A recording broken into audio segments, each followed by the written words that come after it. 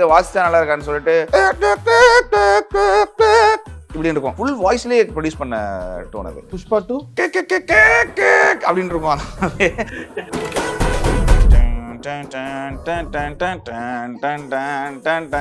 ஆனா அதுல வாய்ஸ்ல வரும். அது வரும்போது தான் ஆடியன்ஸுக்குமே பிடிக்குது, அந்த டீமுக்கே பிடிக்குது. இதை வந்து நீங்க ஒருவேளை சாம்க்கு இதான் தெரியுமா அப்படின்னா அனிருத் அதுல பண்ணியிருந்தார் இல்லையா, அது ரொம்ப நல்லா இருந்துச்சு. அது நமக்கு அதை கேட்கும் போது நமக்கு தெரியும், மியூசிஷியனா நமக்கு தெரியும் அவர் சூப்பரா பண்ணியிருந்தாருன்னு. ரொம்ப நல்லா. ஆமா சில பேர் லோகேஷ் கனகராஜ் அவரோட இன்டர்வியூல கூட கேட்டு நான் பார்த்திருக்கேன், சாம் சேஸ் என்னமா கொடுத்தாரு கைதுக்கு, ஏன் நீங்க திரும்ப அவர் கூட ஒர்க் பண்ணவே இந்த டைரக்டர் கூட படம் பண்ணாதான் நமக்கு ஜெயிப்போம் அப்படிலாம் கிடையாது. இப்ப அதுக்காக நான் வந்து அண்டர் டாக் இது ஒரு படத்தோட வாழ்க்கை முடிஞ்சு போறதும் கிடையாது. இப்ப அந்த படம் ஒருவேளை நான் பண்ணலன்னா சாம் சேஸ்னு ஒருத்தர் அப்படிலாம் ஒண்ணுமே கிடையாது. நான் தான் சொன்னேன் அனிருத் கிட்ட போங்கிறது, அவர்கிட்ட நான் சொன்னேன். அது எதுக்கு சொன்னேன்னா, விஜய், ரஜினி, கமல் இந்த கேட்டகரியில பண்ணாதான்ப்பா அந்த ஒரு பெரிய லைம் லைட்ல இருக்க முடியுன்ற. நான் வந்து 100% உழைக்கிறேன்னா அது வந்து அவங்க வந்து 50% அவங்களே எடுத்துக்கிறாங்க. இளையராஜா சார்லாம் பண்ணாதையா, எல்லாத்தையும் ட்ரை பண்ணிட்டாரு. இப்போ அதை கொடுக்கறதுக்கு ஆள் இல்லையோன்னு தோணுது. அதை நான் கொடுக்க ட்ரை பண்ணேன். ஒரு வாரம் வைரல் ஆகிட்டு அடுத்த வாரம் போனாலும் பரவாயில்ல, அந்த மைண்ட் செட் நமக்கு இல்லை. சும்மா அரைச்சமாவே அரைச்சி நம்ம அதில் வந்து ஜெயிச்சிட்டோன்னு சொல்றதை விட நீங்கள் ஒன்று ட்ரை பண்ணி தோத்து போகிறது. இப்போ இந்த தீயாழினி பாட்டு நீங்கள் வந்து நான் வந்து காலரை தூக்கி விட்டு சொல்லுவேன், யுவன் எனக்காக பாடின பாட்டு அது. நம்ம தமிழ் சினிமாவை பொறுத்த வரைக்கும் எப்படின்னா, இப்போ இதில் இவர் ஸ்ட்ராங், இதில் இவர் கம்ஃபர்ட் அப்படின்னு சொல்லிட்டு ஃபுல்லாக முத்திரை குத்தி அப்படியே போயிட்டு இருக்காங்க. ட்ரெய்லருக்கு கீழெல்லாம் நான் சில டைம் போய் பார்ப்பேன். இந்த வழக்கம் போல பாடிட்டாரு பாருங்களேன், இந்த வழக்கம் போல எப்படி 8 படம் இவருக்கு கிடைச்சிரும். ஒரு படம் தான் ரிலீஸ் ஆயிருக்கும், அதுக்குள்ளே 7 படமா 8 படமா, அதுவும் இவ்வளவு பெரிய படங்களா. இப்போ இவ்வளவு படங்கள் ஏன் வந்துச்சு, நமக்கு ஏன் வரல, நம்ம என்னைக்கு நான் யோசிக்க ஆரம்பிக்கிறேனோ அன்னையிலேருந்து நான் ஒழுங்கா என்னோட மியூசிக் பண்ண முடியாது.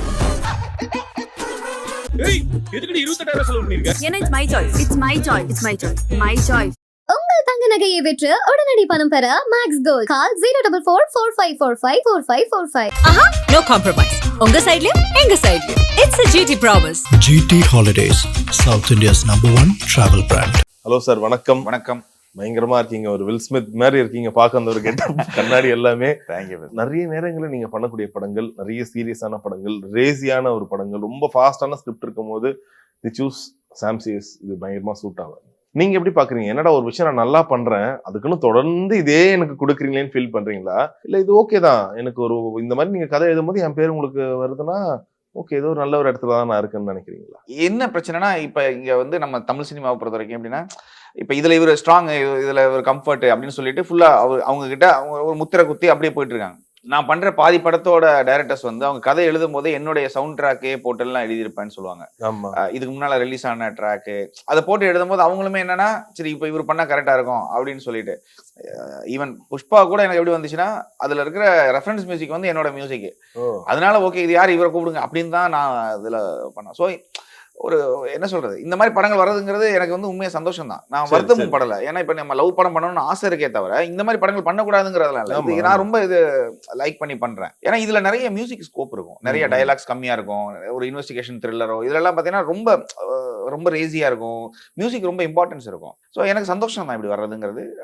வருத்தம் என்னன்னா, நிறைய லவ் படங்கள் வரமாட்டேங்குதுங்கிற வருத்தம். இப்போ நான் ரீசெண்ட் டைமில் நிறைய லவ் படங்கள்லாம் பண்ணிட்டு இருக்கேன். மதர் லாங்குவேஜ் மலையாளத்தில் ஒரு படம் பண்றேன் இப்போ, மெர்ரி பாய்ஸ்ன்னு சொல்லி. அதெல்லாம் full and full college love.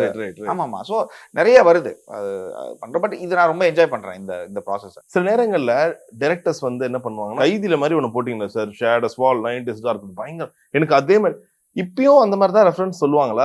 How do you telling sir? 100%. இப்போ நீங்க இப்போ நான் என்ன சொல்றது, இப்போ பார்த்திபன் சார் மாதிரி ஒரு கேரக்டரை நீங்க வந்து காஸ்ட் பண்றீங்கன்னு வச்சுக்கோங்க, ஒரு வில்லனாவோ அப்படின்னா அவர்கிட்ட நீங்க என்ன எதிர்பார்ப்பீங்கன்னா, அவர் ஒரு ஃபன் பண்ணிட்டு பண்ற. ஸோ ஒரு கேரக்டரைசேஷன் மாதிரி மியூசிக்ல சாம் சிஎஸ் பண்ணாருன்னா இப்படிதான் இருக்கும்னு ஒரு இதுல தான் நம்மகிட்ட வராங்க. இப்போ நிறைய கமெண்ட்ஸ் எல்லாம் பாத்தீங்கன்னா, நிறைய இப்போ ஃபார் எக்ஸாம்பிள் ஒரு ட்ரெய்லருக்கு கீழெல்லாம் நான் சில டைம் போய் பார்க்கும்போது எதுக்குன்னா, என்ன சொல்றாங்க நம்ம பண்ற மியூசிக் ஏன்னா நல்லா இல்லைங்கிறத வந்து நான்லாம் வந்து சிரிச்சுட்டு ஏத்துக்குருவேன். அது ஏன்னா அடுத்ததுல ரிப்பீட் பண்ணாம இருக்கலாமே அப்படின்னு சொல்லிட்டு. பட் அதில் நிறைய பேர் சொல்லுவாங்க, இந்த வழக்கம் போல பாடிட்டாரு பாருங்களேன், இந்த வழக்கம் போல இப்படி அப்படின்னு. அதை நான் வந்து ரொம்ப ரசிக்கிறேன். ஏன்னு கேட்டீங்கன்னா, இன்டென்ஸா நம்ம வந்து இப்படித்தான் நமக்கு வரும், நம்ம இப்படிதான் நம்மளால பண்ண முடியும் அப்படின்லாம் கிடையவே கிடையாது. வாய்ஸே இல்லாம டீசர் நிறைய நம்மளுக்கு வந்திருக்கு. பட் என்னன்னா, ஒன்று பண்ணும்போது இந்த நீங்க சொன்ன மாதிரி அந்த படத்துல எப்படி இருந்துச்சு பாருங்களேன், அதே மாதிரி நீங்க ஒன்று பண்ணி கொடுங்களேன், உங்க வாய்ஸ்ல ஏதாச்சும் ஒன்று இது பாடுங்களேன், இல்ல கத்துங்களேன், இப்படி எல்லாம் வரும். ஸோ அதை வந்து தவிர்க்க முடியாது. இது என்னன்னா, இது எனக்கு ஒரு சந்தோஷமா இருக்குல்ல. இப்ப நீங்க ஆமா நமக்குன்னு ஒரு சவுண்ட் கிரியேட் பண்ணிருக்கோம் அப்படிங்கிறது. பட் அதை தாண்டி இப்ப நம்ம டெம்ப்ளேட்டா ஒன்று பண்றோம் அப்படிங்களா, ஜெயிச்சிச்சா ஜெயிக்கலையாங்கிறது மட்டும்தாங்க இங்க மேட்டர். ஓகே. இல்ல ரீசெண்டா ஜெயிலர் படத்துல ஒரு பிஜிஎம் வரும். அது வந்து பாத்தீங்கன்னா அனிருத் வாய்ஸ்லயே சொல்லியிருப்பாருன்ற மாதிரி ஒன்று பண்ணாங்க. அது பயங்கர ட்ரெண்ட் ஆச்சு. எனக்கு அதுக்கு முன்னாடி பார்க்கும்போது சாணிக் ஆயுதம் படத்துல நீங்க ஒரு விஷயம் அதே மாதிரி பண்ணிருப்பீங்க, கரெக்டா? புஷ்பா 2ல நீங்க கிட்டத்தட்ட அந்த மாதிரி தான் ஒண்ணு பண்ணிருப்பீங்க. ஃபஹத் ஃபாசிலோட அவர் மெயின் வில்லனோட பிஜிஎமும் அது ஒரு சின்ன கிராக்ல இருந்து அவ்வளவு பெருசா ஒரு மாத்துறீங்க. So how do you make? ஏன்னா நீங்க சின்ன வயசுல இருந்து இந்த பீட் பாக்ஸிங் அந்த மாதிரி எல்லாம் பண்றீங்களா இல்ல இது மேஜிக் தான் சார்? பீட் பாக்ஸிங் எல்லாம் பண்ணல. பட் என்னன்னா இப்ப நீங்க ஒரு அந்த ஆதி காலத்துல ட்ரைபல்ஸ் எல்லாமே பாத்தீங்கன்னா ஒருத்தங்களை கூப்பிடுறதுக்கு பேர் கூட இருக்காது. ஆமா, வாயில அவங்க ஒருத்தருக்கு ஒரு சவுண்ட் தான். அந்த சவுண்டுங்கிறது ரொம்ப டிராவல் பண்ணும். அது வந்து என்ன சொல்றது, அந்த சவுண்டுக்கு ஒரு பவர் இருக்கு. அப்ப நான் என்ன யோசனை, அந்த படத்துல நீங்க ரொம்ப நம்ப மாட்டீங்க, அதுல வந்து ஃபுல் அண்ட் ஃபுல் அந்த படத்துல வந்து பேக்ரவுண்ட் ஸ்கோர்ல கூடுதல் இன்ஸ்ட்ருமெண்டேஷன் இருந்ததை விட ஒரு தண்ணி கேனு, நார்மல் ஏதாச்சும் ஒரு கார்ட்போர்டு, கட்டை, ஃபுல் வாய்ஸ்லேயே ப்ரொடியூஸ் பண்ண தோணுது. ஸோ அப்போ என்னன்னா இந்த படத்துக்கு தீம் வேணுங்கும் போது என்ன பண்ணலான்னு சொன்னா, இதை வாசிச்சா நல்லா இருக்கான்னு சொல்லிட்டு இப்படி இருக்கும். இப்படி வாய்ஸ்ல பாடிட்டு இதை வந்து கொஞ்சம் ப்ராசஸ் எல்லாம் பண்ணதுதான் அந்த இது. ஆக்சுவலி அனிருத் அதுல பண்ணியிருந்தார் இல்லையா, அது ரொம்ப நல்லா இருந்துச்சு. அது நமக்கு அதை கேட்கும் போது நமக்கு தெரியும், இப்போ மியூசிஷியனா நமக்கு தெரியும் அவர் சூப்பரா பண்ணியிருந்தாருன்னு. ரொம்ப நல்லா ரொம்ப நல்லா பண்ணியிருந்தாங்க. வாய்ஸுக்கு வந்து இந்த உலகத்துல எந்த இன்ஸ்ட்ருமெண்ட்டுமே பண்ண முடியாதது ஒண்ணு. அதனாலதான் நான் என்ன பண்றேன்னா கூடுதல் எமோஷன்ஸா வாய்ஸ்ல கன்வே பண்ண ட்ரை பண்ணுவேன். என்னோட மேக்ஸிமம் இதுல நீங்க விக்ரம் மேதா எடுத்துக்கோங்க. விக்ரம் மேதாவோட தீம் மியூசிக் வந்து அதுதான், அது வந்து வாய்ஸ் தான். அது நீங்க அதுக்கப்புறம் மியூசிக்ல வாசித்திருப்போம், ஆனா அதெல்லாம் தாண்டி இதுதான் ரெஜிஸ்டர் ஆகுது. புஷ்பா 2 அப்படின்னு இருக்கும். ஸோ பட் ஆனா அதுக்கான பவர் அதிகம். நான் வந்து எக்ஸ்பெரிமெண்ட் பண்ணதுல ஒரு ஃபார் எக்ஸாம்பிள் இப்ப வந்து அடங்கமருன்னு ஒரு படம், அந்த படத்துல நான் மியூசிக்ல தான் ஃபர்ஸ்ட்ல பண்ணேன். அப்படின்னு அடங்கமரில் அப்படிதான் இருக்கும். ஆனா அதுல வாய்ஸ்ல வரும், அது வரும்போது தான் ஆடியன்ஸுக்குமே பிடிக்குது, அந்த டீமுக்கே பிடிக்குது. இதை வந்து நீங்க ஒருவேளை சாம்க்கு இதான் தெரியுமா அப்படிலாம் இல்லை. நம்ம மியூசிக்கலாவும் நிறைய பண்ணியிருக்கோம், நிறைய மியூசிக்கலா ஒர்க் பண்ணியிருக்கோம். இப்போ நான் வந்து ராக்கெட்ரி மாதிரி படங்களோ இல்லை வந்து அதுலலாம் நம்ம இப்படி பண்ணலை. ஏன்னா அது வந்து டோட்டலி வேற. மேக்ஸிமமான படங்கள் நம்ம வாய்ஸை யூஸ் பண்றதுக்கான ரீசன் அதுக்கான பவர் உண்மையாவே அது ஸ்ட்ரெயிட் டு ஹார்ட். அதனால அதை யூஸ் சார். இப்போ ஒவ்வொருத்தருக்கும் ஒரு ஸ்டைல் இருக்கும், அந்த ஒரு தேடல் இருக்கும்ல. இப்போ ஒரு ரசிகரா நிறைய பேர் சாம் சிஎஸ் என்ன படம்னு கேட்டோம்னா ஸ்ட்ரெயிட்டாவே தே கோ டு விக்ரம் மேதா. அப்படி எனக்கு விக்ரம் மேதாவை தாண்டி ஒரு படத்துல யார் இந்த படத்தோட மியூசிக் யாருன்னு கேட்டும்போது வஞ்சகர் உலகம் படத்துல ஒரு பாட்டு தீயாழினின்னு, அந்த பாட்டு ஒரு 2 நிமிஷம் பாட்டு தான். யுவன் அவரோட வாய்ஸ்ல இட் கிவ்ஸ், அது ஒரு சின்ன ஒரு ஆட்டோக்குள்ளதான், அது சினிமாட்டோகிராஃபியும் சரி பாடலாவும் சரி. எனக்கு அதுதான் யார் இந்த மியூசிக் டைரக்டரும் உங்களை நோக்கி ஒரு தேடலை போக வச்சுது. அவ்வளவு அழகான ஒரு பாடல். எனக்கு யாராச்சும் அந்த பாடல் கேட்கறேன்னா தயவு செஞ்சு கேளுங்கன்னு சஜஸ்ட் பண்ற அளவுக்கு நிறைய பேருக்கு நான் சஜஸ்ட் பண்ணிருக்கேன். ஸோ அப்படி பார்க்கும்போது இப்ப இருக்க காலகட்டத்தில் எடுத்தோமா, என்ன படம் பண்ற தாண்டி யாருக்கு படம் பண்றோம், இந்த ஒரு சுச்சுவேஷனுக்குள்ள வந்துருச்சு. இந்த அஜித், விஜய், ரஜினி, கமல் இந்த கேட்டகரியில பண்ணாதான்ப்பா அந்த ஒரு பெரிய லைம் லைட்ல இருக்க முடியும்ன்றத ஒரு எழுதப்படாத விதி மாதிரி ஆயிடுச்சு. ஸோ உங்களுடைய பாத்து அதை நோக்கி தான் போதா, இல்லைன்னா எனக்கு வர படங்களும் நான் பண்றேன், ஐம் ஹாப்பி வித் தட்டா? நம்ம முதல்ல ரேஸ்ல இல்ல, இந்த உலகத்துல வந்து ஒரு ரேஸ்ல நான் இல்ல. 2017 இருந்து இன்னைக்கு வரைக்கும் அதிகமான தமிழ் படங்கள் பண்ணது நான் தான், அதிகமான இந்தியாவிலே அதிக படங்கள் பண்ணது நான் தான். ஆமா கண்டினியூஸா. கோவிட்லாம் வந்துச்சு நான் சொல்றது வந்து. ஸோ எதுக்குன்னா இந்த கன்சிஸ்டன்சி எப்படின்னா நமக்கு வந்து அதை மெயின்டைன் பண்ணணும்னு நினைக்கிறோம். ஸோ அந்த தீயாழினி சாங்கே பாத்தீங்கன்னா அதான் சொல்றேன்ல, இப்ப நான் என்ன யோசிப்பேன்னா, நமக்கு சிலர் நம்ம போட்டு காமிச்சு நம்ம பசங்க இன்ஜினியர்ஸ் எல்லாம் பார்க்கும்போது கேட்போம் எப்படி இருக்குன்னு. சார் நல்லா இருக்கு சார், ஆனா எல்லாருக்கும் இப்ப இருக்கிற ட்ரெண்டுக்கு பிடிக்குமா அப்படிம்பாங்க. நான் என்ன சொல்றேன்னா, ஒரு படத்துல நான் என்னன்னா ஒரு எல்லாமே ஹிட் ஆகணும், ரீல்ஸ்ல வரணும், ஒரு நிமிஷத்துல வந்து எல்லாரும் பாடிடணும், வைரல் ஆயிடணும், அடுத்த ஒரு வாரம் வைரல் ஆயிட்டு அடுத்த வாரம் போனாலும் பரவாயில்ல, அந்த மைண்ட் செட் நமக்கு இல்லை. ஒரு பாட்டு நான் ஹிட் கொடுக்கணும் இருக்கு, இன்னொரு பாட்டு வந்து நம்ம வந்து ஒரு குவாலிட்டியான ஒரு மியூசிக் வந்து இந்த உலகத்துக்கு அட்லீஸ்ட் கொடுப்போம். நீங்க ஒன்று ட்ரை பண்ணி தோத்து போறது கூட எனக்கு நம்ம வந்து அதை மன்னிச்சிடலாங்க. நீங்க ஒன்று ட்ரை பண்றீங்க, ஒன்று அதில் தோத்து போறீங்க, கவலையே கிடையாது.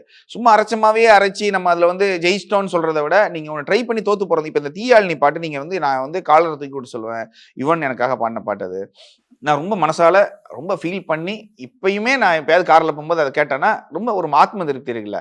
அது ஹிட் ஆகுது ஆகலை, டைரக்டருக்கு பிடிச்சிருந்துச்சு, ஸோ அந்த டீமுக்கு பிடிச்சிருந்துச்சு, ஸோ நாங்கள் ஒன்று ப்ரெசென்ட் பண்ணுறோம், அந்த மக்களுக்கு ஒரு வேளை பிடிக்காம கூட போகலாம், ஆனால் அது வந்து ஏனோ தானோ ஏதோ போட்டு தோத்து போல, ஒன்று ட்ரை பண்ணி தோத்து போனோம். அந்த படமே அப்படிதான். ஸோ பெரிய ஹீரோக்கள் படம் பண்ணணுங்கிறது இருக்கு. நிறைய படங்கள் அந்த மாதிரி அமைஞ்சிருக்கலாம், நிறைய நல்ல பாட்டு இருக்கும், நல்ல பீஜம் இருக்கும். நான் வெளியில மக்களுக்கு அப்படி ஒரு படம் வந்தது தெரியாது, 100%. அந்த படத்துல இவ்வளவு ஒரு பாட்டு நல்லா இருக்குன்னு தெரியாது. 100%. அதுதான் சொல்ல வரேன். இப்போ நீங்க அது ஏன் தெரியலன்னா, இப்போ நீங்க ஒன்றும் இல்லை, இப்போ ஒரு விஜய் சார் மாதிரியோ இல்லை அஜித் சார் மாதிரியோ ஒரு பெரிய ஹீரோ, அவங்களுக்கு நம்ம ஒரு நல்ல ஒரு நீங்க இப்ப நான் வந்து 100% உழைக்கிறேன்னா அது வந்து அவங்க வந்து 50% அவங்களே எடுத்துக்கிறாங்க ஒரு ஸ்கிரீன்ல. மீதி 50% நீங்க ஒரு பாட்டு பண்ணாலே அது பயங்கர 100 தெரியும். ஏன்னா அவங்களோட டாமினேஷன் இருக்கு. ஆனா இப்ப நம்ம வந்து ஒரு 100 இல்ல 200 போட்டுட்டு இருக்கோம். ஆனா 200 போடும்போது நான் எந்த ஹீரோவையும் தப்பா சொல்லல. ஆனாலும் இப்ப ரீசென்ட் டைமிங்ல எப்படின்னா, நீங்க ஒரு பெரிய ஹீரோவுக்கு பண்ணாதான் என்ன ஆகும்னா, இப்ப நம்ம பண்ற சின்ன எஃபர்ட் கூட ஆடியன்ஸ்க்கு ஈஸியா போய் ரீச் ஆயிரும். சோ அதுக்காகவே நான் என்ன யோசிக்கிறேன்னா, சரி பண்ணணும் அப்படின்னு. பட் இப்ப ரீசென்ட் டைம்ல நிறைய பெரிய படங்கள் பண்ணிட்டு இருக்கிறேன். ஈவன் இருக்கிறதுல அதிக பட்ஜெட் புஷ்பா 2லயே பண்ணிட்டீங்க. இல்ல இப்ப நான் தமிழ்லயுமே நிறைய நல்ல படங்கள் சர்தார் 2 மாதிரி நிறைய படங்கள் பண்ணிட்டு இருக்கேன். ஃபண்டாஸ்டிக். இப்ப நீங்க சொல்றீங்களா, நான் ரீசெண்டா நீங்க சொன்ன அதே பிளாக்மெயில் படத்துக்காக ஜிவி பிரகாஷ் சார் இன்டர்வியூ எடுத்திருந்தேன். அப்ப ஐ வாஸ் ஆஸ்கிங் சார், ஒரு டைம்ல இப்ப நீங்க சொன்ன மாதிரி இப்பயும் அந்த பூக்கள் பூக்கும் தருணமா இருக்கட்டும், தெய்வ திருமல் சாங்லாம் ரொம்ப ஒரு ஸ்லோவா இருக்கும், கேட்கவே அவ்வளவு இதமா இருக்கும். எப்போ வேணா அந்த பாட்டை கேட்கலாம், இட் மேக்ஸ் ஃபீல் குட். ஆனா இப்ப எப்படி ஆயிடுச்சுன்னா ட்ரெண்ட் அந்த 1 மினிட் நீங்க சொன்ன அதே பண்ண அந்த ஹூக் ஸ்டெப் எடுக்கணும், அந்த ஒரு சிக்னேச்சர் ரீல்ஸ் எடுக்கணும், இருக்கிற எல்லா இன்ஃபுளுசஸையும் இந்த பாட்டுக்கு ரீல்ஸ் பண்ணி போடணும். சோ அதுதான் எல்லாருக்கும் ப்ராப்ளம். அது ஒரு வகையில அது ஒரு எப்படி சொல்றது, ஒரு ஸ்ட்ராட்டஜியா யூஸ் பண்ணலாம். படத்தை அப்பதான் மக்கள் கிட்ட கொண்டு போய் சேர்க்கணும். ஒருத்தருக்கு ஒரு வழி இருக்குல்ல. இப்போ உங்ககிட்ட வந்து அது மாதிரி சொன்னா நீங்க அது என்ன சொல்வீங்க? ஓகே, இது பார்ட் ஆஃப் த டிசைன், அப்படிதான் நானும் அப்படிதான் பண்ணி ஆகணும்னு சொல்லிட்டு நீங்களும் ரெடி ஆயிடுவீங்களா ஹூக்ஸ் போட? 100% அவங்களுக்கு ரெஸ்பெக்ட் கொடுக்குறோம். ஸோ நீங்க இதுல என்னன்னா இந்த ஹுக் ஸ்டெப் வேணும் அப்படிங்கும்போது அதுக்கு நம்ம ஒன்று ட்ரை பண்ணுவோம், எல்லாமே பண்ணுவோம். அதுல நான் என்ன பண்ணுவேன்னா ஏமாத்த மாட்டேன்னா ஏதோ ஒன்று போட்டாயிட்ட அப்படிங்கிறதுல நமக்கே அது தோணாது சில டைம் ஓகே சரி ஓகே. இப்போ அவங்களுக்கு சில டைம் என்னன்னா நான் வந்து ப்ரேயர் பண்ணுவேன். சத்தியமான உண்மை, ஒரு பாட்டு போட்டிருப்பேன், அந்த பாட்டு ரொம்ப நல்ல பாட்டா இருந்திருக்கும், அவங்க அதை பிடிக்கல, எனக்கு வேற ஒன்று பண்ணி கொடுங்க அப்படின்னு சொல்லிட்டு சொல்லுவாங்க. ஸோ அவங்க கேட்கறது வந்து ரொம்ப நல்லா இருக்காதுன்னு எனக்கே தெரியும். ஆனால் ஒரு பாட்டு போட்டிருப்பேன், இப்போ எனக்கு தெரியும் அந்த பாட்டு எனக்கு சுத்தமாக பிடிக்காது, அது மொக்க பாட்டாக இருக்கும். ஆனால் அவங்களுக்கு பிடிச்சிருமே, கடவுளே என்ன பண்ணலாம், அவங்களுக்கு பிடிக்கக்கூடாதுன்னு ப்ரேயர் பண்ணுவேன். ஆனால் அவங்க சூப்பர்ன்பாங்க. ஸோ இப்போ என்ன ஆகும், நீங்கள் வேறு வழி இல்லை, கொடுத்து தான் ஆகணும். ஸோ அந்த மாதிரி பாட்டுலாம் நிறையா இருக்குது. அது எதுன்னு கேட்டுறாதீங்க, அந்த மாதிரி நிறைய பாட்டு இருக்குது. ஏன்னா இங்கே நல்ல பாட்டு கெட்ட பாட்டுலாம் கிடையாது. ஆடியன்ஸ்க்கு என்ன பிடிக்குது எண்ட் ஆஃப் தி டே அதான். இப்போ நான் ஒரு அழகான பாட்டு பண்ணியிருப்பேன், சூப்பராக பண்ணியிருக்கேன், வேற லெவலுங்க, அதில் இந்த இன்ஸ்ட்ருமெண்ட் யூஸ் பண்ணிட்டேன், அதெல்லாம் மேட்ரு கிடையாது. பாட்டு ஹிட்டாச்சா ஆகலையாங்கிறதா. பட் அது பெரிய ஹீரோக்களுக்கு கொடுத்தா தான் ஏற்றுக்குருவாங்க. இப்போ நான் ஒரு மெலடி பண்ணுறேன்னா கூட, இல்லைன்னா ஒரு ஜான்ராவை நான் இன்ட்ரோடியூஸ் பண்ணுறேன்னா கூட, இப்போ இளையராஜா சார்லாம் பண்ணாதையா, எல்லாத்தையும் ட்ரை பண்ணிட்டாரு அவர். எல்லாத்தையும் நம்ம இங்கே வந்து ஒரு மேற்கத்திய இசை எல்லாத்தையும் கொண்டு வந்து இங்கே நமக்கு வேற அவரோட ஃபார்மில் கொடுத்துட்டு தான் இருக்காரு. அது எல்லாமே நம்ம ரசிக்கவும் செஞ்சோம். ஸோ இப்போ அதை கொடுக்கறதுக்கு ஆள் இல்லையோன்னு தோணுது. அதை நான் கொடுக்க ட்ரை பண்ணுறேன். பட் நான் கொடுத்தாலும் நான் மட்டும் இல்லை, என்ன மாதிரி நிறைய பேர் கொடுக்க ட்ரை பண்ணுறாங்க. ஸோ அப்படி கொடுத்தாலும் இப்போ எங்களை மாதிரி ஆட்கள் என்னன்னா, ஒரு பெரிய படத்துக்கு கொடுத்தா தானே ஆடியன்ஸ் அதை எடுத்துக்கிடுவாங்க. இல்லை அப்போ கூட பயம் இருக்குது. எப்படின்னா, ஏங்க பாருங்க இப்படி போட்டு சொல்கிறதுக்கு வாய்ப்பு இருக்குது. பட் நான் இது வந்து யாரையுமே குத்தம் சொல்ல மாட்டேங்க, ஆடியன்ஸையும் சொல்ல முடியாது, டைரக்டர்ஸையும் சொல்ல முடியாது. இது தனி மனுஷனுடைய விருப்பம். ஆனா என்னன்னா, நான் வச்சுக்கிற கோரிக்கை என்னன்னா, நம்ம ஒரு ஜானராக்குள்ள போயிட்டு இதே பாட்டையே திரும்ப திரும்ப கேட்கறதுக்கு பதிலா உலகத்துல டிஃப்ரெண்டான ஜானரா இருக்கு, நிறைய சூப்பர் மியூசிக்கெல்லாம் இருக்கு. அதை நீங்க கேட்டீங்கன்னா, ஓ இப்படி ஒண்ணு இருக்குல்ல அப்படின்னு ஒண்ணு தோணும். சில பேர் லோகேஷ் கனகராஜ் அவரோட இன்டர்வியூல கூட கேட்டு நான் பார்த்திருக்கேன், சார் சாம் சேஸ் என்னமா கொடுத்தாரு கைதிக்கு, ஏன் நீங்க திரும்ப அவர் கூட ஒர்க் பண்ணவே இல்லை, உங்களுக்கு அனிருத் கம்ஃபர்ட் ஆயிட்டாரு ஓகே, பட் இருந்தாலும் சாம் சேஸ் லோகேஷ் அந்த ஒரு காம்போ பயங்கரமா இருக்கு. பெரிய ஹீரோஸ் போகும்போது you are choosing Anirudh, why not Sam CS? உங்களுக்கு எப்பாச்சும் அது தோணி இருக்கா? இங்க என்னன்னாங்க, எனக்கு அது இன்னும் புரியல. அது புரியாதது என்னன்னா, நம்ம இங்க யாரையுமே அப்படி யோசிக்கலாம். நான் இது வரைக்கும் ஒரு படமும் நானா போய் எனக்கு கொடுங்கன்னு கேட்டதே கிடையாது. இப்ப அது கேட்காதது ஒரு தப்போன்னு இப்பதான் ரீசெண்ட் டைமிங்ல புரிஞ்சுக்கிறேன். ஒண்ணு. ரெண்டாவது விஷயம், லோகேஷோட அந்த இது வந்து எனக்கு அது முழுக்க ரொம்ப ஆர்கானிக்கான ரொம்ப ஹெல்த்தியான ஒரு இதுதாங்க. அவர் வந்து கைதி டைமிங்ல தான் வந்து விஜய் சாரோட படம் கமிட் பண்ணாரு. அப்ப என்கிட்டயே தான் சொன்னார், அவர் புக் பண்ணது வேற ஒரு ஹீரோ. நான் ஆல்ரெடி நிறைய இன்டர்வியூல சொல்லியிருக்கேன், வேற ஒரு மியூசிக் டைரக்டர். நான் தான் சொன்னேன் அனிருத் கிட்ட போங்கிறது, அவர்கிட்ட நான் சொன்னேன். அது எதுக்கு சொன்னேன்னா, இப்ப ஏன் எனக்கு நீங்க போடல, என்ன ஏன் கூட்டு போல, நான் ஒரு வார்த்தை அவர்கிட்ட கேட்க கூட இல்லை. ஏன்னா இப்ப அதுக்காக நான் வந்து அண்டர் டாக், நம்ம வந்து அப்படி கீழே அடி பண்ணிச்சு நிற்கும் அப்படிலாம் ஒன்றும் கிடையாது. நம்ம வந்து செல்ஃப் கான்ஃபிடன்ஸ் இல்லாமலோ அப்படிலாம் கிடையாது. நான் என்ன சொல்றேன்னாங்க, இங்க இது ஒரு படத்தோட வாழ்க்கை முடிஞ்சு போறதும் கிடையாது. இப்ப அந்த படம் ஒருவேளை நான் பண்ணலன்னா சாம்சியஸ்னு ஒருத்தர் அப்படிலாம் ஒண்ணுமே கிடையாது. நான் எனக்கு வந்த படம் பண்ணுவேன், அது சின்ன படமா இருக்கு. பார்க்கிங்னு ஒரு படம் பண்ணேன், அது வந்து ஹரிஷ் கல்யாணோட தான் படம். பெரிய படம், பட்ஜெட் படம், பயங்கர ஹெலிகாப்டர்லாம் வரல அந்த படத்துல, ஒண்ணுமே இல்லை, நார்மல் படம் தான். ஆனா நேஷனல் அவார்டு வாங்கிடுச்சு. ஸோ இங்க கண்டென்ட் ரொம்ப இம்பார்ட்டன்ட். நான் இப்ப இன்னொரு விஷயம் என்னன்னா, இப்ப என்னால வந்து இப்ப என்னையும் கூட விடுங்க, இப்ப நம்ம சந்தோஷ் நாராயண் சார் எடுத்துக்கலாம். எனக்கு அவர் ரொம்ப பிடிக்கும், அவரோட மியூசிக் ரொம்ப பிடிக்கும். அவர் பரியேறும் பெருமாள் மாதிரி ஒரு படமும் பண்ணுவாரு, காலா மாதிரி ஒரு படமும், ரஜினி சார் படமும் பண்ணுவாரு. ஸோ இந்த ஒரு ஆர்க், இந்த ஒரு இது இருக்கு இல்லையா, இது வந்து ராஜா சார் பண்ணியிருக்காரு. இப்ப நீங்க ஒரு கிராமத்துல ஒரு படம் பக்கா கரகாட்டக்காரன் மாதிரி ஒரு படமா இருக்கும், இந்த சைடு ரஜினி சாரோட பெரிய கமர்ஷியல் படத்துக்கு இந்த ஒரு இது இருக்குல்ல, நீங்க ஒரு கலைஞங்கிறவன் வந்து நம்ம எல்லா மேடையிலையும் ஆடணும் அப்படிங்கிறது இருக்குல்ல, ரோட்ல ஆட சொன்னா ஆடணும், பெரிய ஸ்டேஜில், அப்படி ஒண்ணுக்குள்ளதான் நான் போக விரும்புறேன். ஸோ என்னன்னா, இங்க வந்து இந்த டைரக்டர் கூட படம் பண்ணாதான் நமக்கு ஜெயிப்போம் அப்படிலாம் கிடையாது. பட் இங்க கம்ஃபர்ட் ஜோன் ஒன்று இருக்கு. இப்போ புஷ்கர் காயத்ரி அவங்க கண்டினியூஸா, ஏன்னா அவங்களுக்கு நான் கம்ஃபர்ட்டா இருக்கிறேன். ஸோ இப்போ அதுக்காக வந்து லோகேஷ்க்கு கம்ஃபர்ட்லாம் இல்லாமல் இல்லை. இப்போ அவரோட ஸ்கிரிப்ட் ஒருவேளை வேற ஏதோ ஒரு ஸ்கிரிப்ட் நான் ஃபிட் ஆனா அவர் கன்ஃபார்மாக என்னை வச்சு பண்ணலாம். ஒருவேளை நான் எப்போ ஃபீல் பண்ணுவேன்னா, நான் வந்து ரொம்ப பிஸியாக இருக்கணும்னு ட்ரை பண்றாள். எப்படின்னா, இப்போ நமக்கு வந்து ஒரு நாளைக்கு வந்து ஒரு 3-4 ஒர்க் கண்டினியூஸா இல்ல, அன்னைக்கு நான் ஃப்ரீ ஆயிட்டேன்னா எனக்கு ரொம்ப ஒரு மாதிரி ஆயிரும். ஐயோ நம்ம ஏதோ தப்பு பண்ற போலன்னு ஆயிரும். இப்ப ஒரு நாளைக்கு மினிமம் ஒரு 2 பாட்டாவது போடணும், இல்ல ஒரு ரீல் பண்ணிடணும் இப்படிங்கிற ஒரு பரபரப்புல சுத்துற ஆள் நம்ம. அது இல்லன்னு ஆயிடுச்சுன்னா நமக்கு ஃபீல் ஆயிரும். ஸோ ஆனா அதனால தான் நம்ம நிறைய படங்கள் கமிட் பண்றோம். சில பேர் எதுக்கு இவ்வளவு படம் எடுக்கிறீங்கம்பாங்க. அது என்னன்னா நமக்கு அது நம்ம அந்த என்ன சொல்றது, இந்த ஒர்க் பண்ணிட்டே இருக்கணும். இல்லைன்னா ஒரு மினிமம் ஒரு 10 படமாவது நமக்கு லைன் லேப்ல இல்லைன்னா ஒரு மாதிரி மயக்கம் வந்துடுது. அது அந்த மாதிரியான நமக்கு அதனால பண்றோம். இப்படி யுவன் சார சொல்லுவாங்கப்பா செம்மையா பாட்டு பண்ணுவார், இருந்தாலும் ஒரு கிங் ஆஃப் பிஜிஎம் தான்ப்பா இவரு இதுன்னு. இது இப்ப பிரிச்சு பார்க்க ஆரம்பிச்சுட்டாங்களா இல்ல are you okay with that? இது கூட இன்னொரு எக்ஸாம்பிள் ஆட் பண்ணணும்னு நினைக்கிறேன். பழசி ராஜான்னு ஒரு படம், அந்த படத்துக்கு வந்து இளையராஜா சாருக்கு நேஷனல் அவார்ட் கிடைக்குது. அவர் வந்து வாங்க மாட்டேன்னு சொல்லிட்டாரு. என்னன்னா எனக்கு மியூசிக் அண்ட் பாடல் எல்லாத்துக்கும் சேர்த்து கொடுக்குற மாதிரினா நீ நேஷனல் அவார்டு கொடு, அது ஏன் பிரிக்கிறீங்க, பாடல்களுக்கு ஒரு நேஷனல் அவார்டு, இசைக்குன்னு ஒரு நேஷனல் அவார்டு.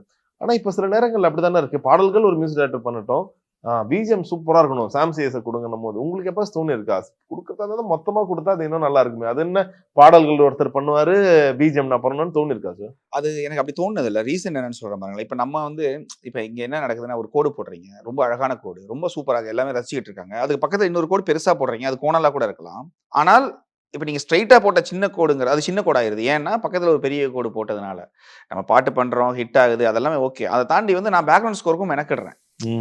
இங்க மத்தவங்க எல்லாம் அப்படி பணக்கிடுறாங்களா எனக்கு தெரியல. நான் அதுக்காக யாரையும் குத்த சொல்லல, நான் யாரையும் மீன் பண்ணல.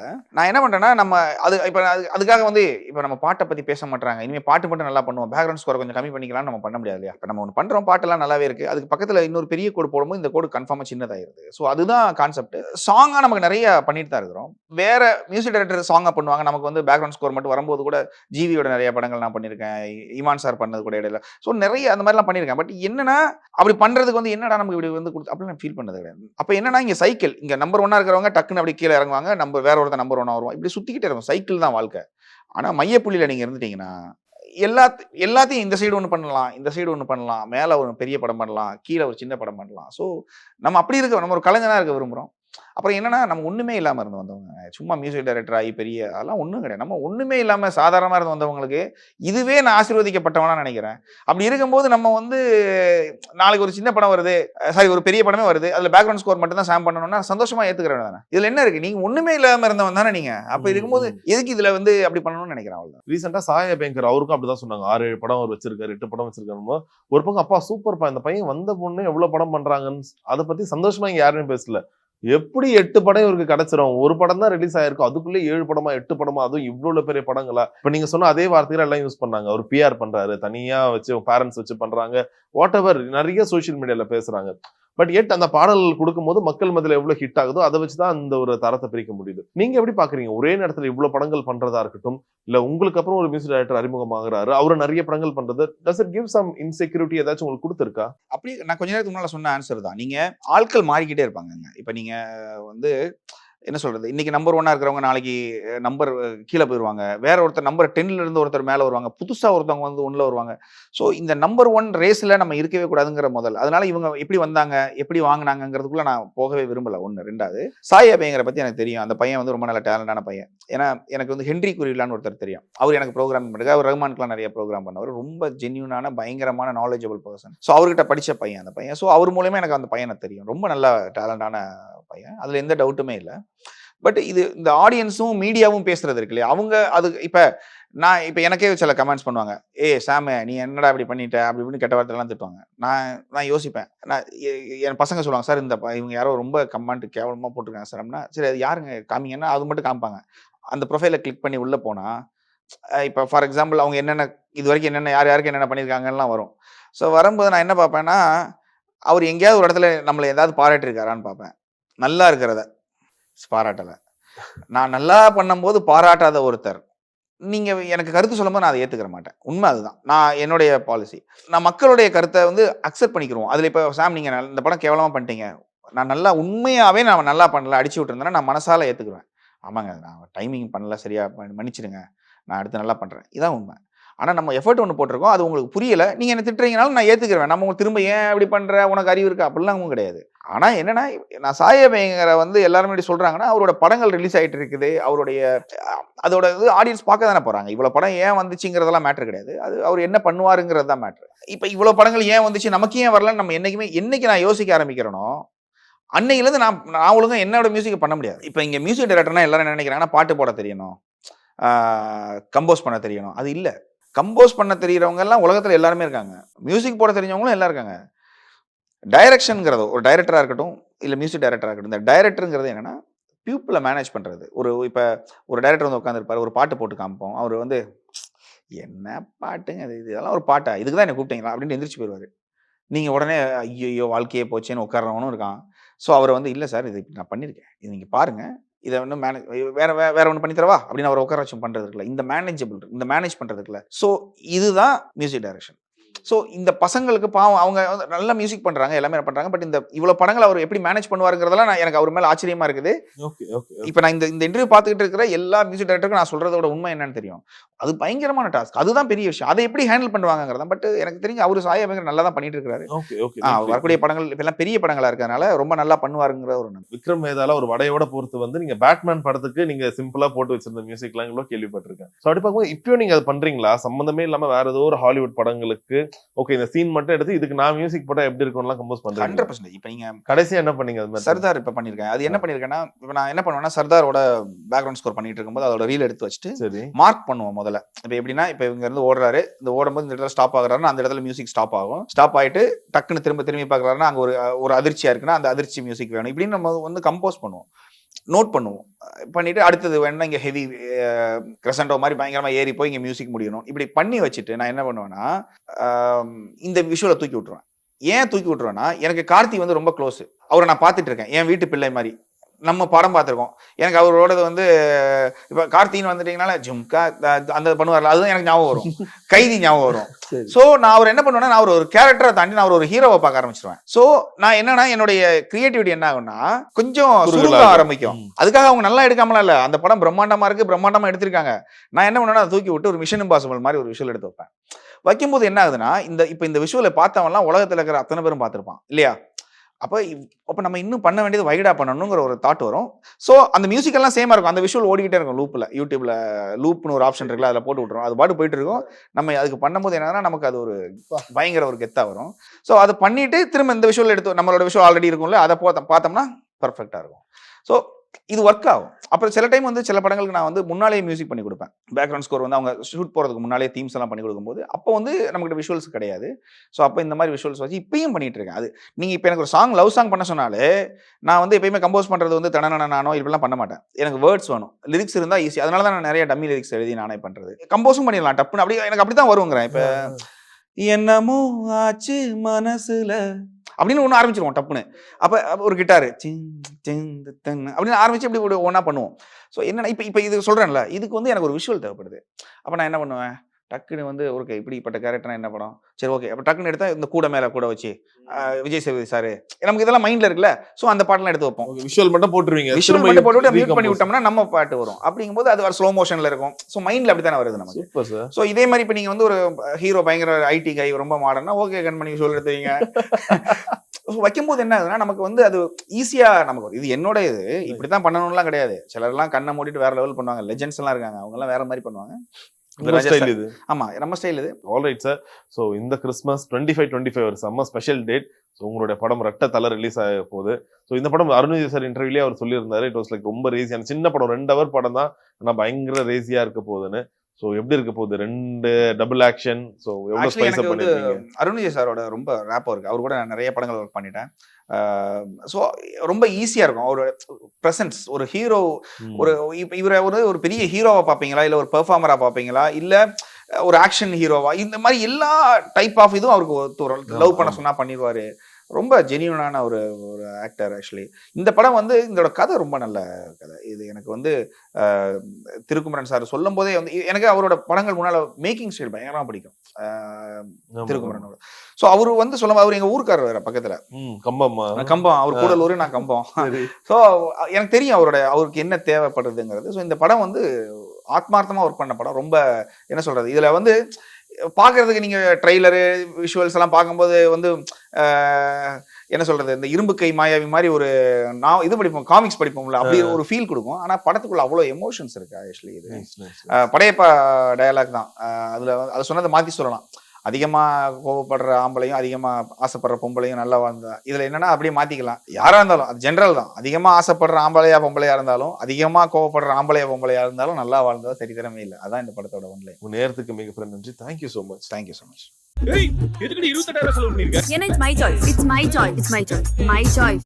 உங்கள் தங்க நகையை விற்று உடனடி பணம் பெற மேக்ஸ் கோல்ட். கால் 04445454545. ஆஹா, நோ காம்ப்ரமைஸ். உங்க சைடுலயும் எங்க சைடுலயும். It's a GT promise. GT Holidays, South India's #1 travel brand.